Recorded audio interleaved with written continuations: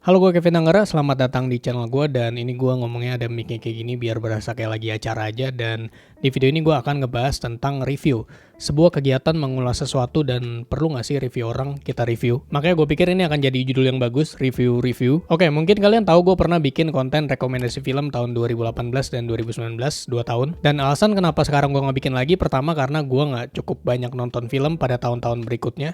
Gue lebih banyak nonton series. Kedua, karena gue cenderung gak suka bikin sesuatu yang ditagi-tagi. Lebih ke gue mau bikin sesuatu kalau gue merasa mau bikin, dan ketika perasaan mau bikin itu aja belum ada dan gue udah ditagi-tagi, jadinya gue memutuskan untuk nggak bikin karena gue nggak suka dengerin kata orang. Kalau lu sadar di video-video gue itu sebut aja rekomendasi film, gue nggak pernah ngasih rating atau penilaian berupa angka, bintang dan sebagainya. Karena menurut gue ini bukan suatu kayak ujian yang ada penilaian pastinya, ada salah benarnya. Gak cuman film ya, bisa buku, makanan atau apapun yang sifatnya nggak based on preferensi atau selera. Nah, karena gue tahu konteks penilaian dalam sebuah film itu base-nya dari selera atau preferensi, nggak relevan rasanya gue ngasih penilaian berupa angka, bintang dan sebagainya. Ya, gue sih ngerasa gitu ya. Apa yang menurut gue 7 belum tentu menurut lu 7, apa yang menurut gue bintang 5 belum tentu menurut lu bintang 5. Karena preferensi, selera, background, pengalaman, emosi, relevansi, dan masih banyak faktor lainnya kita ketika merasakan atau menikmati sesuatu itu berbeda-beda. Jadi ketika ada yang nanya ke gue, Vin, menurut lu film ini ratingnya berapa? Jawaban gue akan selalu, gue sih suka atau nggak suka sama filmnya, tapi biar lu juga tahu lu suka atau nggak suka, silakan tonton sendiri. Dengan gue jawab seperti itu, sebenarnya gue sedang membuat lu untuk percaya sama selera lu sendiri. Cari tahu sendiri. Soalnya gue suka, belum tentu lu juga suka. Gue nggak suka, belum tentu lu juga nggak suka. Jangan terlalu percaya sama rating atau review yang gue berikan, karena ya kita semua pengalamannya berbeda gitu. Karena gini, contoh kasus yang sering terjadi, review makanan misalnya. Gue belain nih, reviewer makanan nih. Gue makan nih, gue bilang makanan ini enak.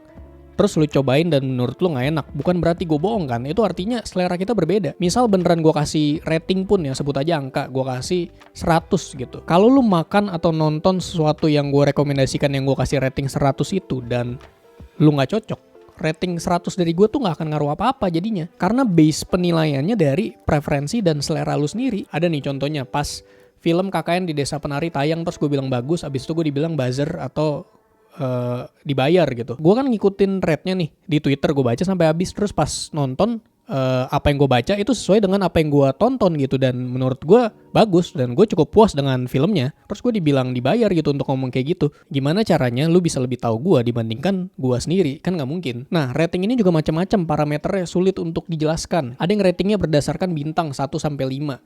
Ada juga nih rating bintang nih 1 sampai 5 tapi lebih detail, kayak ada 1,2, 3,5, 4,4 sampai 5. Ada juga yang penilaiannya parameternya angka dari 1 sampai 10. Bisa 4, 6, 8, 9. Terus ada juga yang lebih detail kayak 4,5, 7,8. Ada juga yang angkanya ratingnya dari 1 sampai 100. Nggak ada ukuran jelasnya, dan yang kita tahu adalah semakin tinggi semakin bagus. Poinnya tuh sebenarnya lu bisa suka sama film sesimpel karena lu suka sama aktor atau artis yang main gitu, karena menurut lu cakep dan dia idola lu gitu. Lu suka karena dia sutradara favorit lu, atau karena lu suka sama scriptwriternya, atau mungkin di filmnya ada elemen zombie, ada elemen ledakan, ada elemen time travel, dan apapun itu bebas. Balik lagi ngomongin review, setiap gua habis selesai nonton itu gue biasa selalu catat di aplikasi yang namanya Letterboxd. Nih gue gak dibayar ya, gue juga emang pakai gitu. Jadi itu semacam sosial media tapi khusus buat film, kayak diary gitu. Jadi setiap selesai nonton, lu bisa catat di situ. Jadi lu tahu nih, misalkan tanggal 12 Desember gue nonton apa gitu tahun lalu, gue bisa cek. Nyatetnya juga tinggal cari judul filmnya, terus habis itu lu bisa kasih komentar, bisa kasih rating berupa bintang kalau di situ. Ya simple kayak journaling gitu tapi film. Ngomong-ngomong ngasih bintang, itu kan salah satu bentuk review atau penilaian lah ya. Kalau gue pribadi ya, karena di sosmed Letterboxd itu penilaiannya berdasarkan bintang 1, 1,5, 2, pokoknya 0,5 lah ininya ukurannya, sampai 5 yang paling tinggi. Bintang itu kalau di sana lebih gue pakai untuk menggambarkan impresi gue atau mood gue lah ketika selesai menonton film itu. Jadi benar-benar kayak, wah ini ceritanya bagus nih tapi endingnya bikin bingung, ya gue kasih bintangnya 3. Terus ada juga yang, wah ini ceritanya biasa aja tapi gue suka nih sama yang main, cakep, bintang 4. Dan itu bebas-bebas aja. Jadi lu harus percaya apa enggak. Seperti yang gue tulis di bio Letterboxd gue berapapun bintang yang gue berikan, percayalah hanya pada selera sendiri. Termasuk gue, jangan percaya sama gue, percaya sama selera lu sendiri. Yang jelas dari dulu ketika gue bikin konten, gue selalu jujur sama diri gue sendiri. Kalau gue suka ya gue bilang suka, kalau nggak suka ya gue bilang enggak. Makanya gue sekarang rada gimana sama konten review yang ada embel-embel honest review.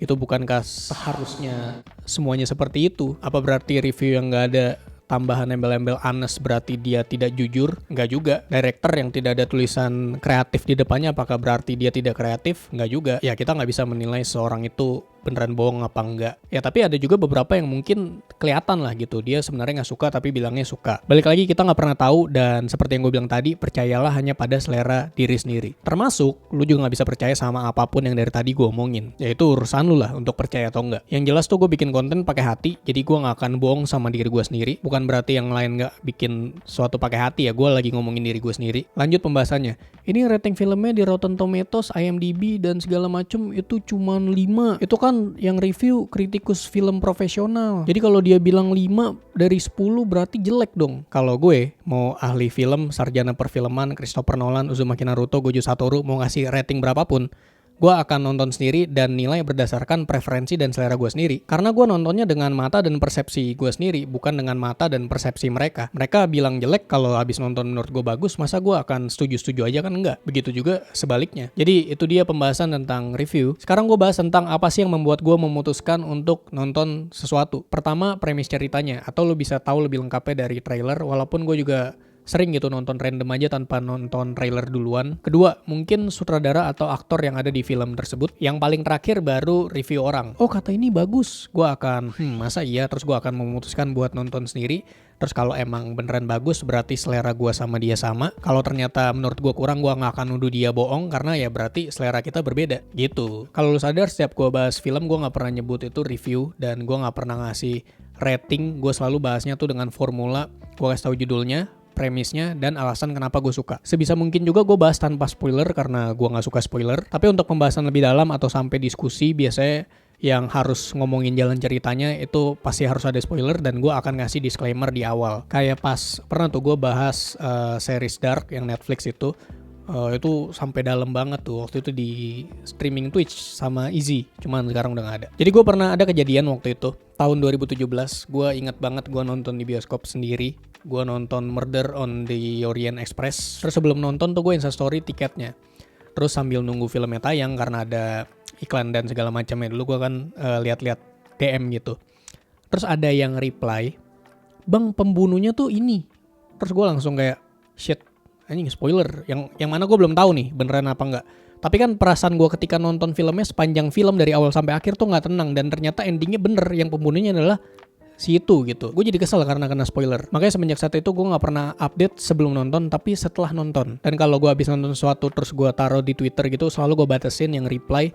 Yang bisa reply itu yang gue follow doang. Soalnya suka banyak yang iseng, sotoy, dan so asik gitu balasnya dengan plot ceritanya yang ada mengandung spoiler. Jadinya semua orang yang mungkin belum nonton terus gak sengaja lihat balasannya bisa kayak kena spoiler gitu kan. Jadi what the fuck. Gue juga suka nonton review tas buat lihat tas yang pengen gue beli tuh bentuknya dari segala sisi gimana, lihat isi dalam tasnya dan detail-detail apa aja. Review kamera biar gue tahu fitur-fitur dari kameranya apa aja dan cara pakainya gimana. Review game buat tahu gameplaynya kayak apa dan ada hal menarik apa aja di dalamnya. Gue menjadikan review itu sebagai panduan awal aja tentang gimana hubungan atau perasaan gue nanti dengan barangnya, atau dalam konteks film ini bagus atau enggak, makanan ini enak atau enggak. Itu harus berdasarkan pengalaman gue sendiri. Ya gue harap pembahasan ini bisa membuka sesuatu yang baru lah ya di diri lu, atau ya itulah istilahnya lah, bisa dapat perspektif baru gitu. Dan sebelum gue selesain video ini, kayaknya gue bakal kasih tahu 3 series yang baru selesai gue tonton. Pertama ada The Worst of Evil, itu gue nonton di Disney Plus. Itu cerita tentang polisi atau detektif yang nyamar jadi salah satu anggota geng narkoba gitu,